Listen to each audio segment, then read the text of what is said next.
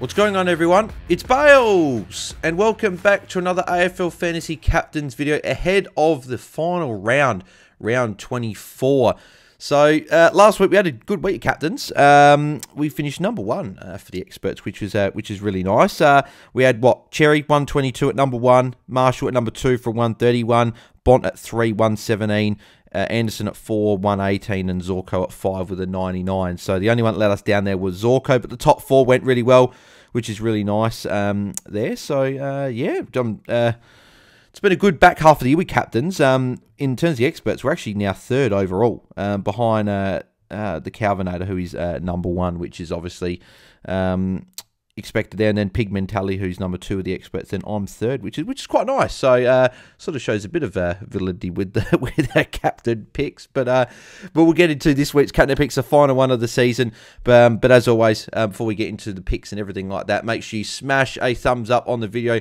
That'd be very much appreciated. This is the final sort of standalone video that I record for the men's season. Obviously, we got the pre-lockout chat tomorrow, then we got the watch-alongs for the weekend, and then we'll have our, obviously, season review on the Sunday. So if you guys want to smash a like for the final sort of individual video of the year, then or the season, then make sure that you do. So, and make sure you subscribe to the channel if you haven't already. We are creeping closer to 2.7k. We are currently on 2663, so only 37 subscribers away from 2.7k. So make sure you subscribe if you haven't already. We got AFLW fantasy content becoming obviously continuous. Obviously, we've had a couple of preseason episodes, then we get to the season stuff starting from next week, which will be good fun. So top captain picks for round 24. So coming in at number one, I've got Big Rowan Marshall. He's been an absolute beast. Obviously, well, all year he's the number one averaging player for the season, but particularly the back half of the year as well. He had some big scores and a couple of lower scores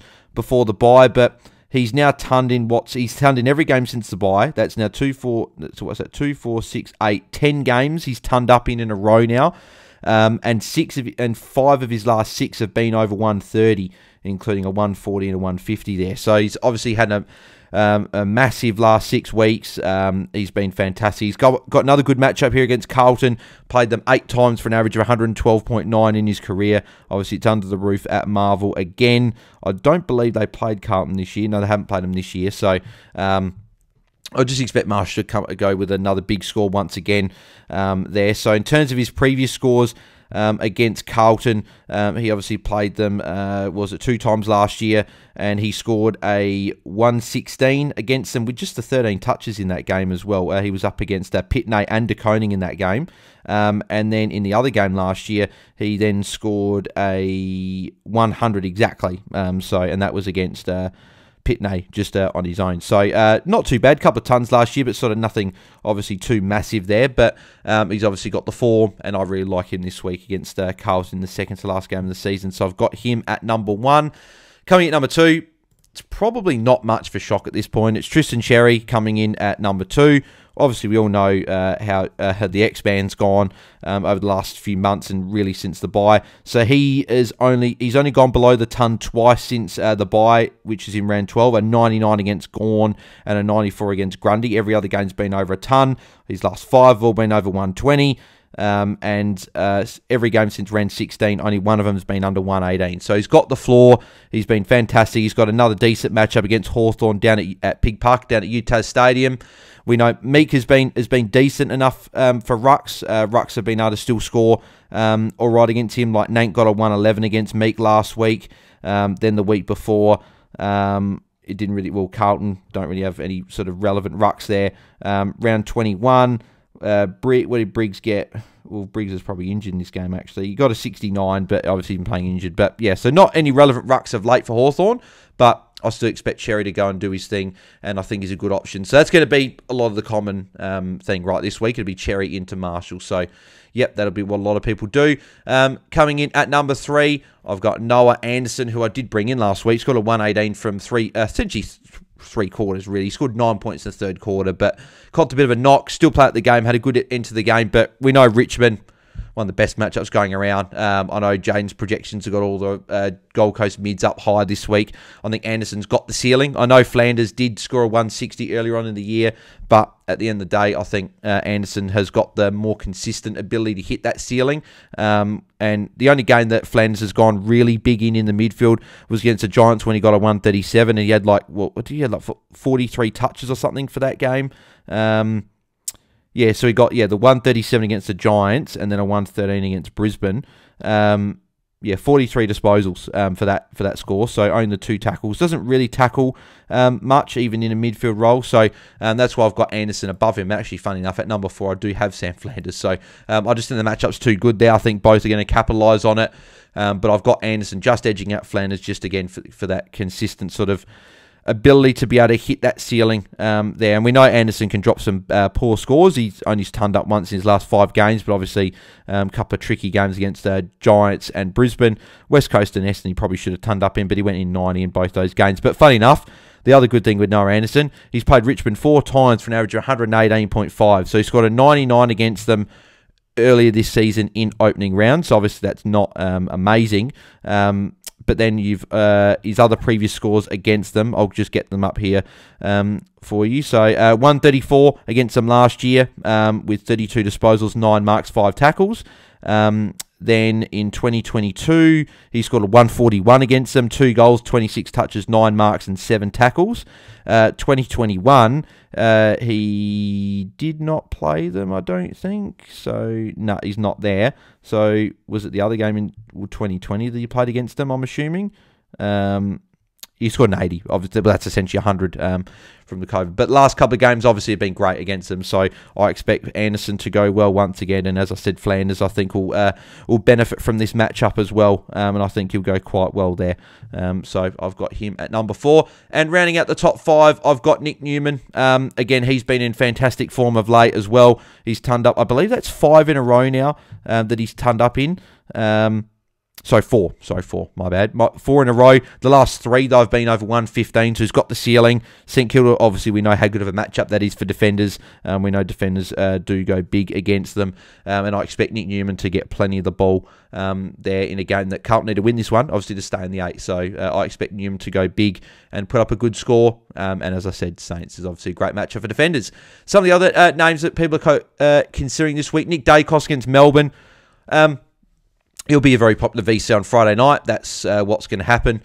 The ceiling hasn't been there for Dacos this year, right? So he's only got the 2 scores over 130 this year, and they were in a 3-game stretch in round 9 against West Coast and round 11 against Freo. The next close he got was against Richmond, where he went 128, but he hasn't gone over 125 in any other game besides those 3. He's got a couple of 120s, but he's only had the 1 score over 120 since the bye. And he's actually only had the 1 score over 120 since he went the 133 in round 11. So I think he'll still go well. I think he'll still get 100, 110, somewhere around there. I don't see him going big enough to be the VC option you're probably looking for. There's a chance that Neil Bullen does tag in, which I don't think he will, but there is a chance. Lockie Whitfield, Bulldogs, obviously can give up points on their day, and Whitfield obviously has been in great form. Only 1 score under the ton since the bye.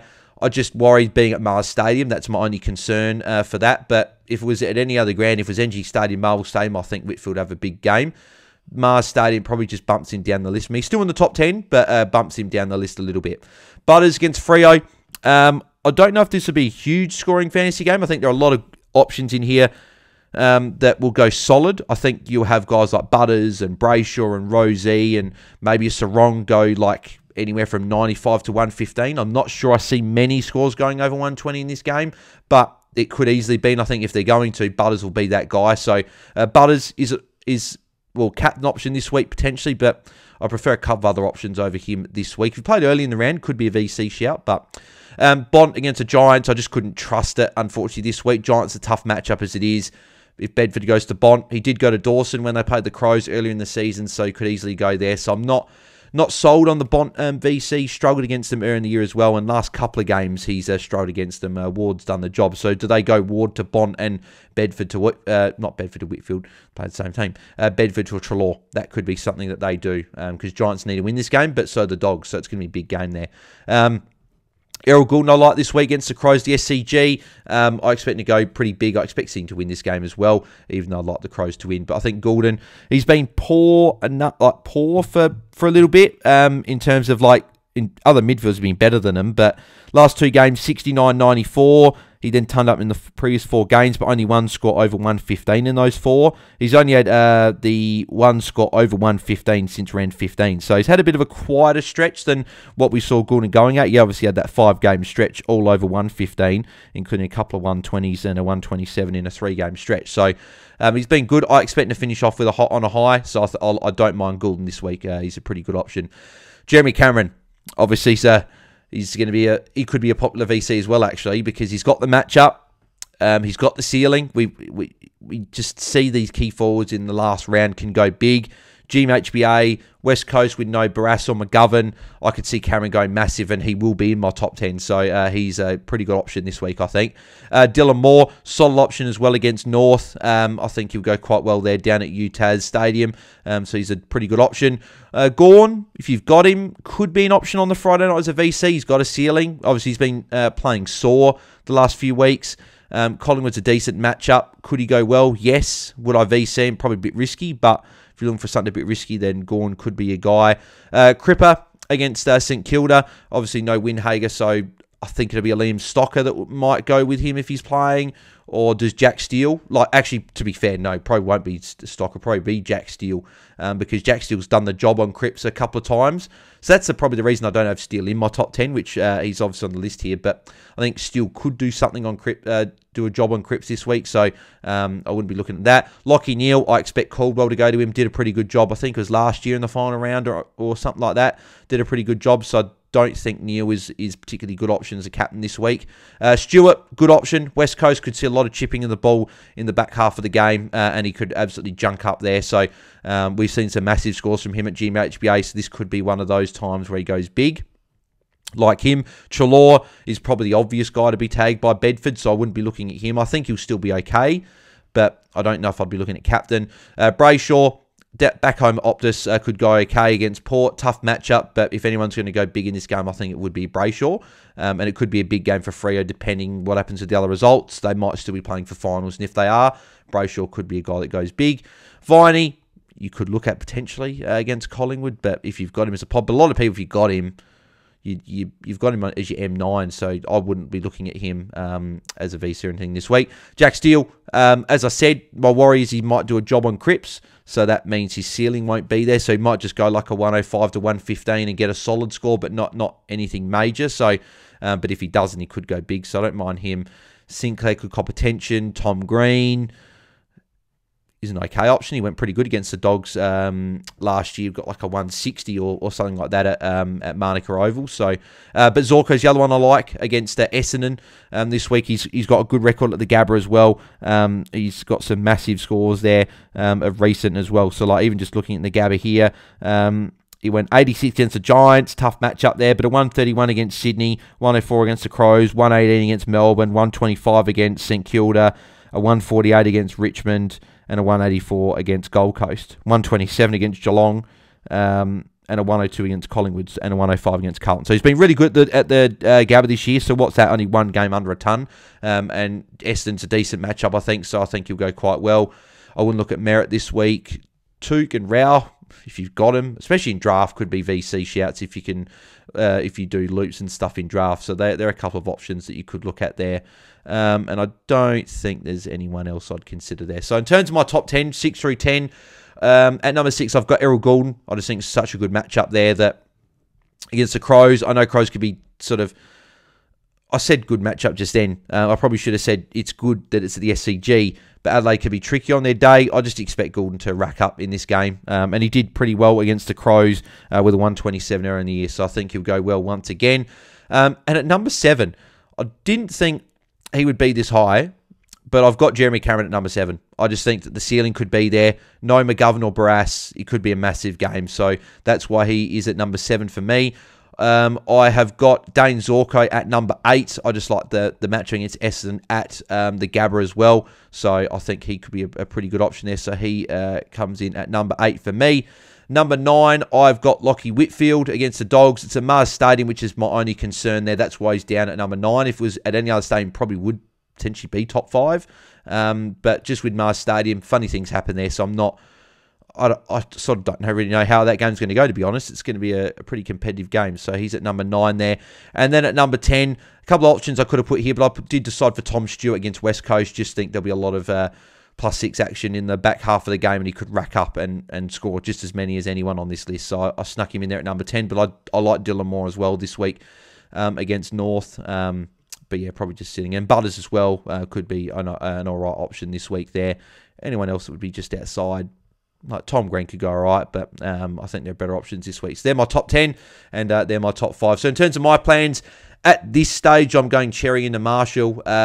I have thought strongly about going Anderson into Marshall, just maybe chasing an Anderson big ceiling game from against Richmond MCG, but Cherry's just been so good. Like, he's getting 120s most weeks, and last week was the first time in the last month that he's gone under 150. So I think Cherry's probably still going to be too good to pass up for me. I'm probably trying to hopefully crack inside top 500. I think I'm like 587 overall. Not quite sure how many points I'm away. I probably should check that. But hopefully we can get inside the top 500 before the end of the season. So, but they're my plans. So let me know in the comments below, guys, who you're going with your captain and vice captain for the final week of the season. And if you've got any questions regarding captains or trades, put them in the comments below. Or if you'd like to ask me on Q, then head over to askmeonq, spelled QU.com/AFL Fantasy Fanatics. Yeah, literally you can ask anything. Draft questions, all finals happening this week. League matchups, ranking stuff to maybe for questions in terms of what trades you should make. You can hit me up there on the link as well. Audio response goes straight to email. And it helps support the channel at the same time if you'd like to do that and go the extra sort of length to do that. But if not, we'll be back tomorrow for our pre-lockout chat, the final one of the season at 6 p.m. Eastern and 4 p.m. Perth time there. We'll be doing the pre-lockout chats for the AFLW, but the final men's one will be tomorrow. So looking forward to that one there. And then our final review will be on Sunday night for the end of the season. So it's coming quick, but appreciate everyone that's tuned into all the videos across the channel this season, including the team reviews on the Monday, the Q&As on the Tuesday, the trade talks Wednesdays, the captains on Thursdays for the back half of the year, and people have enjoyed the captains. So I think we'll be rolling around with these videos again next season. And obviously shout out to Captain's Challenge for obviously being able to making it so easy to do these videos and just put up on the screen, and be a good fun game for everyone to put their own captains in and see how you fare against like the Calvinator and Jane's projections and Mitch's big boys. So yeah, but no, it's been good. Appreciate everyone that's tuned in across the channel for the season, and we've got a couple of videos to go. But make sure you guys keep tuning in for the AFLW Fantasy season. If you haven't registered your team, make sure you get that team done, because the season starts a week from today. So make sure you get your team in. And we got a league as well, an AFLW Fantasy Fanatics league. It's, I think, one of the top couple of leagues on the Join League page. So make sure you make sure you join that there as well. And then me and Jaden have done our team reviews for that. We did a pod the week before, going through some important notes and stuff for the upcoming season, and then we'll do some final sort of information and that next week before the season starts. So yeah, looking forward to that. But yeah, make sure you smash a like on the video for the final sort of individual video from me for the AFL Fantasy season. So make sure you smash a like, subscribe to the channel so we can hit 2.7k, and make sure you follow us across the socials. All links are in the description below, so make sure you go and do that. But thanks, guys, for tuning in once again, and I'll catch you guys tomorrow in the pre-lockout chat. So thanks, guys. I'm out. Cheers.